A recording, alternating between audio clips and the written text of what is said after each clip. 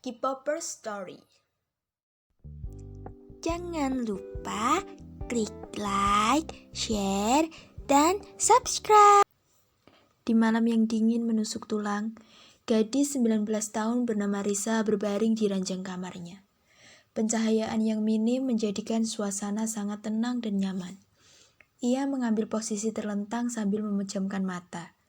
Perlahan, ia membebaskan diri dari pikiran.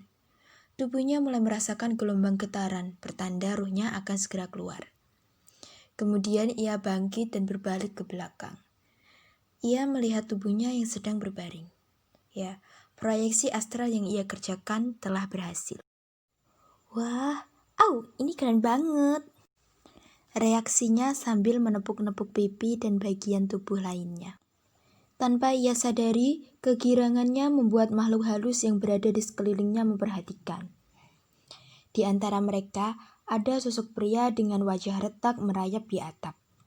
Perempuan yang berambut panjang di atas lemari, juga anak kecil yang sibuk mengotak-ngatik sebuah lightstick di atas meja belajar miliknya. Karena merasa ada yang memperhatikan, secara alami Risa melihat ke arah mereka satu persatu. Ini adalah pertama kalinya ia melihat sosok hantu. Sontak, ia mengunci mulutnya dengan kedua tangan agar tidak menjerit. Dia mencoba bersikap biasa saja sesuai panduan di artikel ketika melakukan proyeksi astral. Dia berhasil mengabaikan mereka, tapi tidak dengan anak kecil tersebut. Mengingat benda yang ia beli dengan harus menabung selama berbulan-bulan, ia memberanikan diri untuk menghampiri. Berhenti menyentuh benda ini, adik kecil. Anak kecil itu hanya nyengir menampilkan satu gigi yang terkikis. Bagi Risa, itu lebih mengerikan dibanding taring Dracula. Daripada membuang-buang waktu, Risa segera mewujudkan keinginan terbesarnya saat sudah berhasil melakukan proyeksi astral. Apalagi keinginan seorang K-popers kalau bukan bertemu dengan sang bias. Ia mulai memfokuskan pikiran seolah mampu menempuh jarak jauh dengan secepat kilat. Dan berhasil, sekarang ia sudah berada di Seoul, Korea Selatan. Tepatnya di kamar pria bernama Park Jo Hyun, seorang idol tampan dari grup paling terkenal, V1. Di sebuah kamar apartemen yang mewah tersebut, menampilkan Jo Hyun keluar dari pintu kamar mandi dengan hanya memakai handuk setengah badan. Otot-otot lengan dan dada bidang membuat gadis mesum itu melting di sudut ruangan. Oh, husbandnya aku.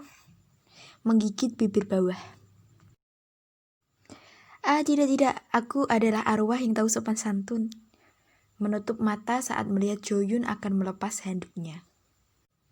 Setelah selesai berganti baju, pria berambut navy itu membaringkan tubuh terlentang dengan kedua tangan ditaruh di bawah kepala. Risa pun mendekat mengamati lebih dalam detail bentuk wajahnya. Benar-benar seperti makhluk surga, ucapnya. Sementara Jo Hyun mulai terlelap, tangan nakal Risa mulai meraba kening, turun ke hidung, sampai dengan bibir, lalu ia mengecupnya dengan lembut. Kemudian ia ikut berbaring sambil memeluk hangat hingga hari berganti pagi. Jo Hyun terbangun oleh sinar mentari yang menyirami wajahnya. Dia menggeliat, sedang Risa masih saja mengamatinya dalam posisi tengkurap dengan tangan kanan menopang dagu.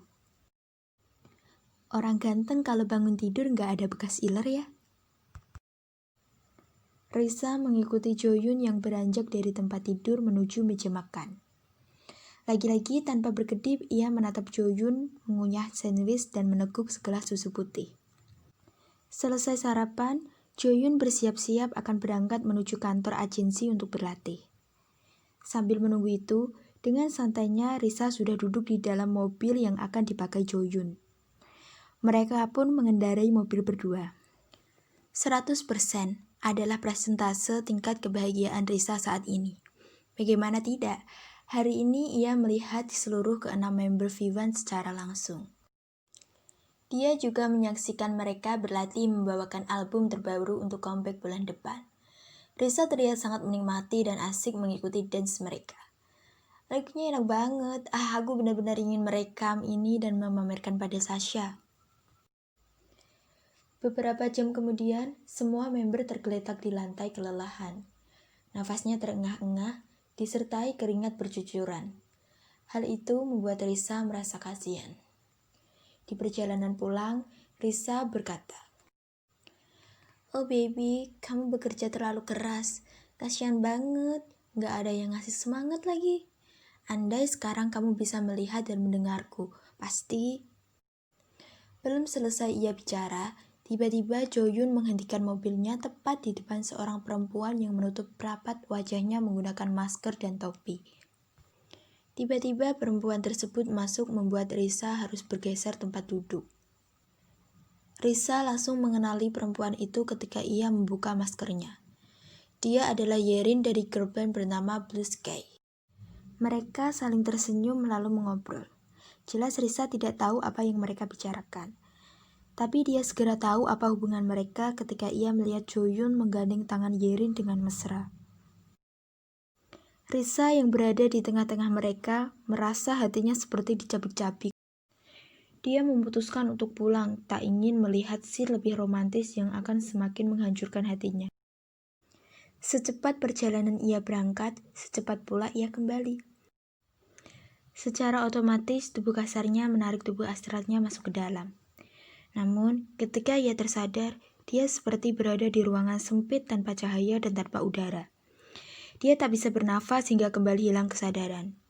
Kemudian, ia terbangun lagi dengan tubuh astralnya. Dia kebingungan kenapa dia bisa berada di tempat pemakaman. Sampai akhirnya pandangannya tertuju pada sebuah nisan bertuliskan namanya. Risa diduga telah mati ketika ruhnya berjalan-jalan meninggalkan raganya selama 1 hari 1 malam.